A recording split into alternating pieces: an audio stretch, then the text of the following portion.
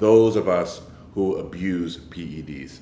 And I have been abusing them for 10 years straight now. Not having a clue if my heart is healthy or not, you know. Don't assume that you're one of the lucky ones. And don't assume that just because you're young, it's gonna be okay. Amis de la masse, bonjour, bienvenue sur la chaîne du Doc et dans cette vidéo, comme vous l'aurez compris grâce au titre et grâce à la vidéo d'introduction, on va parler de Larry Wheels et de ses potentiels problèmes cardiaques puisqu'il est allé faire un bilan cardiologique puisqu'en gros, il explique avoir abusé des produits dopants pendant plus de 10 ans et donc il nous raconte le résultat de ces différents examens. À moins de vivre dans une grotte, je pense que vous aurez remarqué que depuis ces dernières années, 1 an, 2 ans, il y a eu de très nombreux problèmes cardiaques chez les bodybuilders mais aussi chez d'autres sportifs et notamment quand même chez des personnes qui utilisaient des produits dopants. Donc la question, est-ce qu'à votre avis il est possible, et je pense que ce sera intéressant d'en débattre ensuite, est-il possible d'utiliser et d'abuser des produits dopants tout en n'ayant finalement aucune conséquence sur la santé et notamment au niveau du cœur? Et dans la suite de la vidéo, vous aurez mes arguments. Avant de commencer, n'oubliez pas, vous commencez à le savoir, un pouce bleu, non seulement c'est bon pour la masse, c'est bon pour le référencement de la chaîne, mais aussi il paraît que ça permet de déboucher les artères qui commencent à s'encrasser. On va parler de Larry Wheels et des problèmes cardiaques, générique.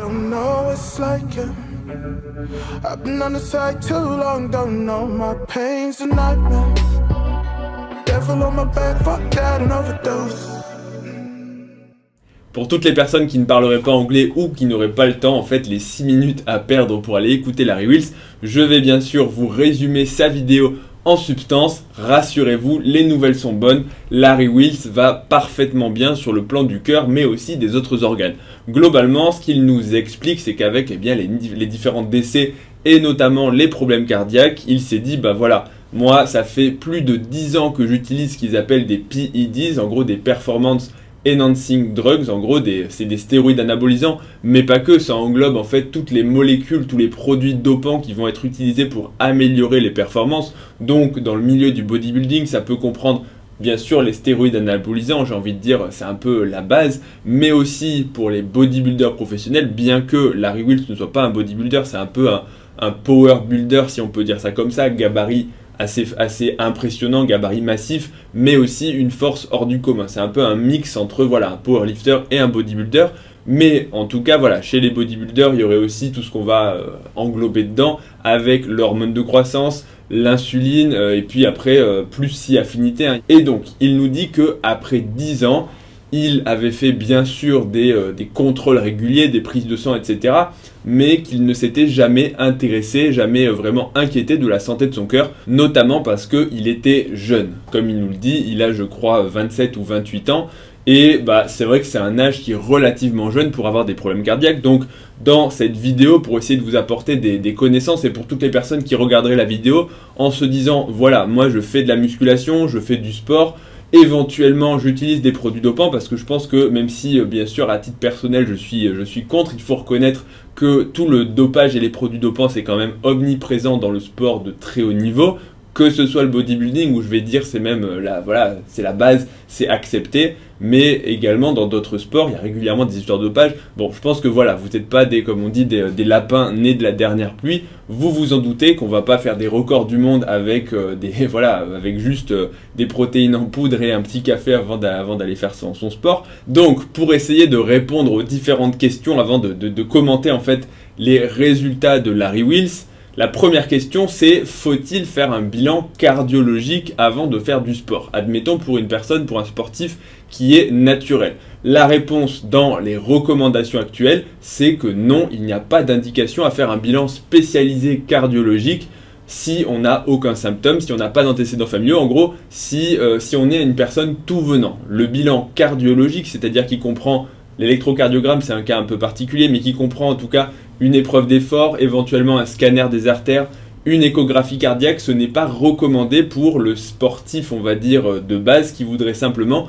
pratiquer le sport de façon classique. Donc, pourquoi est-ce qu'on fait ça? Tout simplement parce que vous imaginez qu'en France, et je vais parler des recommandations françaises, il y a énormément de sportifs, il y a énormément de personnes qui vont à la salle de sport. Donc, s'il était indiqué et si on devait faire un bilan cardiologique plus ou moins approfondie à toutes les personnes, en fait ce serait impossible en termes de, on va dire, de moyens humains, de moyens matériels, hein, parce qu'il n'y aurait pas assez de machines, il n'y aurait pas assez d'échographie, et tout simplement, nous, je m'englobe dans les cardiologues, on n'aurait bien sûr pas assez de temps en fait pour voir tous ces sportifs. Donc ce serait un peu un problème parce que peut-être qu'on verrait des sportifs, mais du coup on verrait plus les personnes qui sont réellement malades. Donc actuellement, pour avoir un, c'est plus obligatoire, ça a changé, mais pour avoir un certificat d'aptitude, de non-contre-indication à la pratique sportive et de façon assez générale pour globalement éliminer certains risques, eh bien, il n'y a pas d'indication d'aller voir un cardiologue, sauf si on a soit des symptômes, si vous avez des douleurs dans la poitrine, si vous avez de l'essoufflement anormal à l'effort, si vous avez des palpitations, si vous avez des pertes de connaissance ou des malaises ou en gros de l'étourdissement ou ce qu'on appelle donc une syncope à l'effort ou au repos, en tout cas que vous avez des symptômes, il faut bien sûr être adressé et voir un cardiologue. De la même façon, si vous avez des antécédents familiaux de maladies cardiaques, que ce soit héréditaire ou non, mais que ça comprenne donc des problèmes de cœur, des problèmes de mort subite, des personnes parmi les frères et sœurs, les parents, les enfants parfois éventuellement qui sont décédés dans des circonstances suspectes, morts dans leur sommeil, morts en faisant du sport ou autre, il faut bien sûr consulter pour rechercher tout ce qui va être maladie cardiaque, génétique, familiale ou en tout cas tout ce qui peut être transmis. Troisièmement, s'il y a bien sûr une anomalie de l'examen physique, si on vous ausculte et qu'il y a un souffle ou en tout cas une quelconque anomalie, une irrégularité du pouls ou autre, il faut être adressé à un cardiologue. Mais déjà tout ça, ça permet de screener de façon assez précise et en tout cas, on va dire assez large pour le tout venant de qui doit aller voir un cardiologue et qui ne doit pas aller voir de cardiologue. Pour toutes les personnes qui pratiqueraient le bodybuilding ou le sport de façon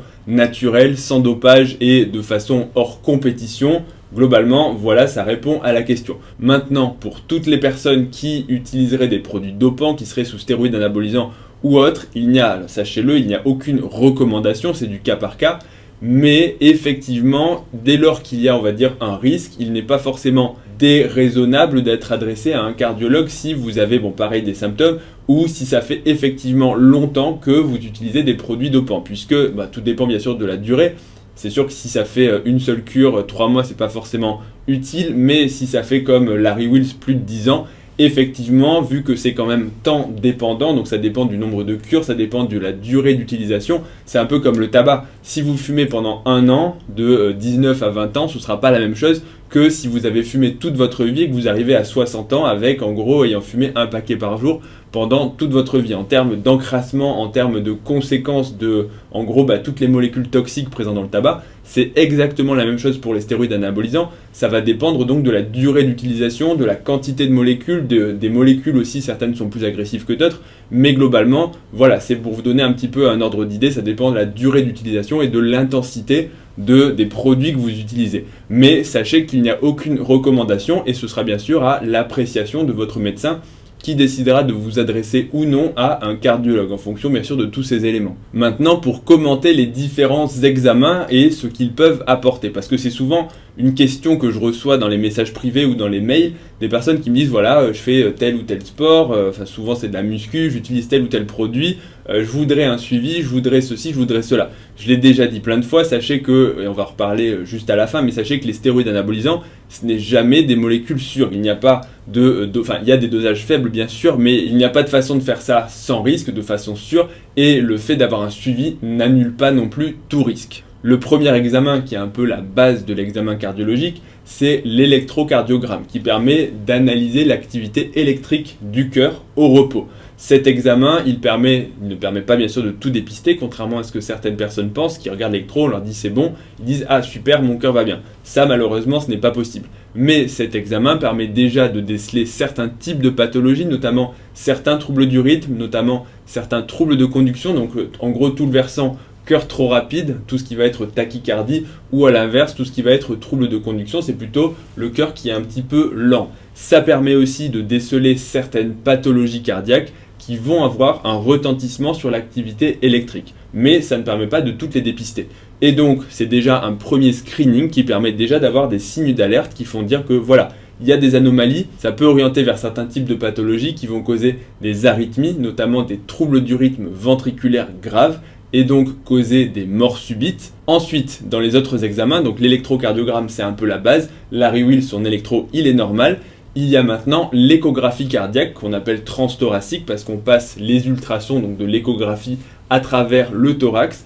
Et ces ultrasons vous permettent en fait d'obtenir une image de la contraction cardiaque et de voir schématiquement le cœur se contracter. Donc ça permet de voir la morphologie du cœur, à quoi ressemble votre cœur, quelles sont les dimensions des différentes cavités et notamment certains problèmes de valves qui là aussi sont des pathologies qu'on peut rencontrer si les valves sont rétrécies, donc s'ouvrent mal, ou alors si les valves au contraire se ferment mal et laissent passer le sang. En gros, est-ce qu'il y a des fuites? Contrairement à ce que dit Larry Wheels, il a un petit peu tout mélangé. L'échographie ne permet absolument pas de voir les artères du cœur. On ne peut pas voir les coronaires, c'est un peu trop petit, mais ça permet d'éliminer tout un tas de maladies cardiaques, notamment les cardiopathies dilatées, et notamment chez toutes les personnes qui consomment des stéroïdes anabolisants, c'est de détecter l'hypertrophie du cœur, puisque en musculation, avec tous les problèmes d'hypertension, avec les effets de la musculation et des sports de force, le cœur peut avoir tendance à s'hypertrophier. S'hypertrophier, ça veut dire que il ne va pas forcément se dilater, mais la paroi du cœur va s'épaissir, se muscler de façon inappropriée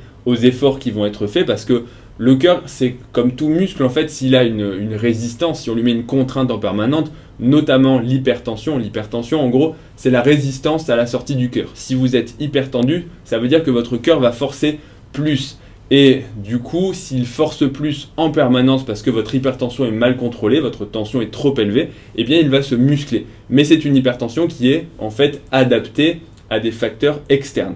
Alors qu'il y a certaines maladies cardiaques qui sont des hypertrophies en fait inadaptées, ce sont toutes les cardiopathies hypertrophiques génétiques, ce sont des personnes qui, indépendamment de toute contrainte, vont avoir le cœur qui va s'épaissir, se muscler. C'est un peu comme si vous commenciez à prendre du muscle, des biceps, des pecs, sans jamais avoir développé ou sans jamais avoir touché un poids. En fait, la cardiopathie hypertrophique génétique, c'est un petit peu la même chose, le cœur se muscle de façon indépendante de toute stimulation et de toute résistance. Donc tout ça, ça peut être vu sur l'échographie, donc c'est un très bon moyen pour le dépister. Et donc c'est très intéressant chez toutes les personnes qui effectivement vont faire des sports de force parce que c'est quand même à la fois une adaptation physiologique, c'est ce qu'ils ont dit à Larry Wheels, ils ont dit ton cœur est un peu hypertrophié, mais c'est adapté à ta pratique sportive, c'est adapté aux charges que tu soulèves et c'est adapté en fait à ton gabarit et à ton degré d'entraînement. Ce qu'il faut en fait rechercher, c'est est-ce qu'il n'y a pas une discongruence. En gros, je pense que si moi j'avais l'hypertrophie de Larry Wheels, probablement qu'avec mon niveau d'entraînement et les charges que je soulève,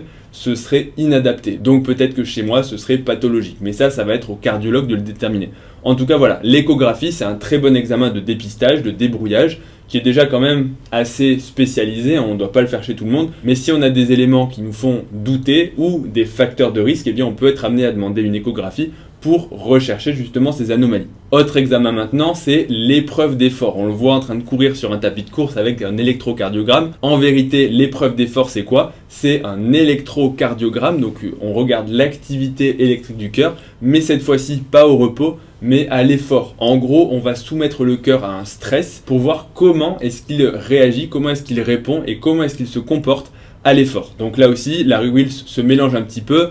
Il dit on recherche un peu, on peut voir si le cœur bat trop vite, pas assez vite. Bon, c'est un peu vrai, mais globalement, c'est un peu brouillon. En fait, ce qu'on va surtout regarder, c'est comment se modifie l'activité électrique du cœur quand le cœur est en train de se contracter au maximum, c'est-à-dire qu'on le fait accélérer par un effort justement, et on voit notamment est-ce qu'il y a des signes électriques de souffrance, notamment au niveau des artères du cœur. C'est-à-dire qu'on va rechercher tous les problèmes de rétrécissement coronaire, donc des artères du cœur. C'est effectivement tout le problème d'infarctus, d'artères bouchées, mais à la différence que, et je vais vous expliquer pourquoi, ce n'est pas forcément un examen extrêmement fiable pour détecter l'infarctus. En gros, le principe c'est qu'au repos, à moins d'avoir les artères bouchées, c'est très schématique mais c'est pour vous faire comprendre, à moins d'avoir les artères bouchées, le sang il circule quand même. Même si vos artères sont très rétrécies, quand on ne fait rien, la demande d'oxygène, de nutriments, etc. au niveau du cœur est relativement faible. Alors que quand on commence à faire un effort, le cœur c'est un muscle, il se contracte plus et donc il a besoin de plus d'oxygène.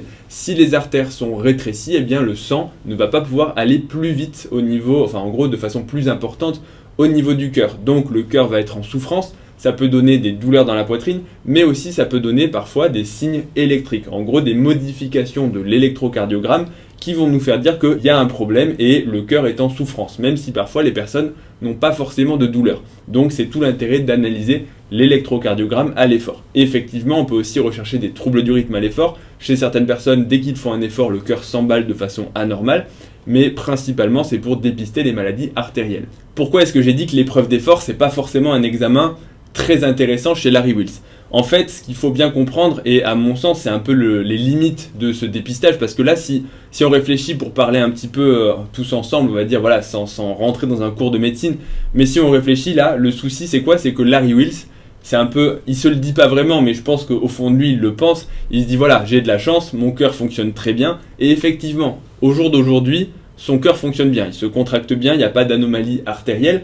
Sauf que l'épreuve d'effort ne reste qu'un examen indirect pour voir, enfin on voit pas les artères du cœur, en fait on voit simplement le retentissement. C'est-à-dire que peut-être qu'il a les artères qui sont malades, mais simplement pas assez malades pour avoir un retentissement sur le flux sanguin. Globalement, on considère, ça dépend de la taille des vaisseaux, mais on considère qu'il faut un rétrécissement de 70%, donc ça veut dire qu'en gros il n'y a plus que 30% de la lumière artérielle qui circule pour qu'il y ait un retentissement sur le flux sanguin. Ça veut dire que tu peux avoir une artère rétréci à 50% et finalement avoir une épreuve d'effort totalement normale. Donc ce n'est pas parfait. Et la probabilité, indépendamment de la quantité de stéroïdes utilisés par Larry Wheels, la probabilité d'avoir les artères du cœur encrassées, bouchées à 27 ans, elle reste relativement faible. C'est-à-dire qu'il y a des infarctus et tout ça, mais c'est très rare. Donc chez Larry Wheels, la probabilité d'avoir un test d'effort anormal, elle est extrêmement faible. Alors que ça ne veut pas dire que demain, il ne va pas faire d'infarctus. Pourquoi? Tout simplement parce que le mécanisme entre les infarctus et les rétrécissements artériels progressifs par de l'encrassement des calcifications, c'est un petit peu différent. Dans l'infarctus, en fait, souvent, c'est une plaque, donc un rétrécissement au niveau des artères du cœur, qui est relativement récent. C'est une plaque qui vient de se former, qui est encore molle, qui est encore un peu friable, alors que contrairement aux calcifications, les calcifications, c'est de la pierre, c'est du dur. Ça bouge pas en fait, ça se détache pas. En tout cas, schématiquement, ça se détache beaucoup moins que ces plaques de cholestérol qui sont justement friables et qui sont mal accrochées aux parois. Et c'est justement souvent ces plaques qui sont friables, qui sont molles, qui vont se détacher et qui vont aller boucher la circulation en fait des artères et créer un infarctus par un peu un effet boule de neige. C'est pour ça qu'il n'est pas rare chez les personnes jeunes, et attention, chez les personnes jeunes, c'est différent chez les personnes âgées de 60, 70, 80 ans qui ont souvent des lésions un peu plus chroniques, mais chez les jeunes, c'est quasiment tout le temps des artères en fait quasiment saines. C'est souvent une petite plaque qui s'est détachée, qui a bouché une artère, mais quand on regarde la totalité des artères du cœur, les artères ne sont pas si malades que ça. C'est un petit rétrécissement par-ci, un petit rétrécissement par-là, et donc tu sais que s'ils avaient fait une épreuve d'effort la veille ou le matin avant de faire leur infarctus, l'épreuve d'effort aurait été normale. Donc en fait, on est bon pour prévenir les rétrécissements chroniques, mais on est très mauvais pour prévenir l'infarctus. Et les bodybuilders, souvent, ils meurent de quoi? Ils meurent d'infarctus, ils font un caillot de sang, ils font une occlusion d'artère, et ils meurent parce que le cœur s'arrête. Une crise cardiaque, stop et fin.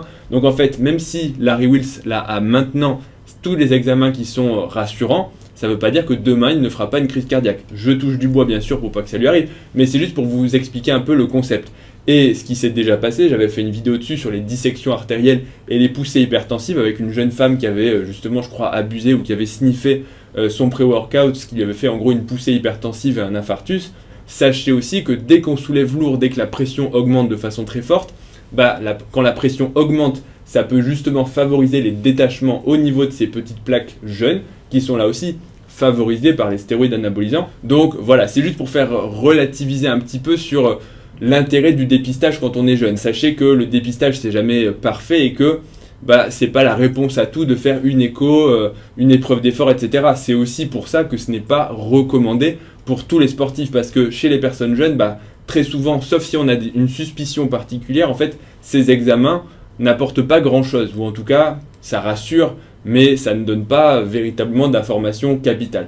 Je parle bien sûr de l'épreuve d'effort. Au total, pour conclure la vidéo, c'est quand même une excellente vidéo, parce que déjà, Larry Wheels, il est extrêmement suivi sur les réseaux sociaux et il ne minimise pas l'impact des produits dopants, tout en plus en assumant en prendre, ce qui est quand même, je pense, respectable. C'est voilà, Moi je prends des produits dopants, je n'incite personne à le faire, et si vous le faites, faites-vous surveiller, parce qu'il y a trop de personnes qui ferment les yeux, qui mettent des œillères, et c'est un peu ça passe ou ça casse. Bon, c'est une décision qui appartient à chacun, mais voilà, sachez que le dépistage ne résout pas tous les problèmes, mais que quand même, le fait d'avoir un contact médical et on va dire de personnaliser le dépistage en fonction du risque, des produits qu'on prend et tout ça, ça peut quand même avoir un intérêt, ne serait-ce que parce que, même si j'ai dit que c'était pas parfait pour dépister, et que le fait d'avoir un examen normal au tenté, donc au jour J, est rassurant, si par contre vous avez une épreuve d'effort qui est anormale, une écho qui est anormale, donc le fait que le dépistage permet déjà d'éliminer des complications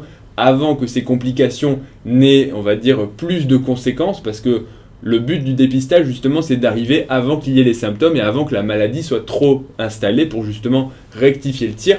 C'est toujours ça de gagner. Donc si c'est anormal, pour le coup, c'est quand même intéressant de le faire. Donc voilà, je pense qu'une visite chez le médecin, éventuellement un électrocardiogramme qui permet quand même déjà de voir pas mal de choses, c'est quand même important. Et donc le message est bon. C'est si vous faites les choses de façon, par la route un peu interdite, faites-vous quand même suivre, c'est toujours intéressant. Voilà un peu pour la petite vidéo commentaire sur Larry Wheels. J'espère que ça vous aura appris un petit peu des choses, que ça aura permis d'avoir une discussion assez sympa sur la cardiologie, parce que je sais que vous aimez bien. Donc voilà, petite vidéo sur la cardiologie, j'espère que ça vous aura plu. Si c'est le cas, n'hésitez pas à mettre c'est pas même n'hésitez pas, c'est mettez un pouce bleu. Qu'est-ce que vous attendez pour le faire? Mettez un pouce bleu, abonnez-vous à la chaîne pour plus de vidéos et pour ne rien rater. Retrouvez-moi aussi sur Instagram, ledoc.pm, pour des vidéos de minutes sur le sport et la santé. Et je vous dis à bientôt pour la prochaine vidéo. Salut à tous.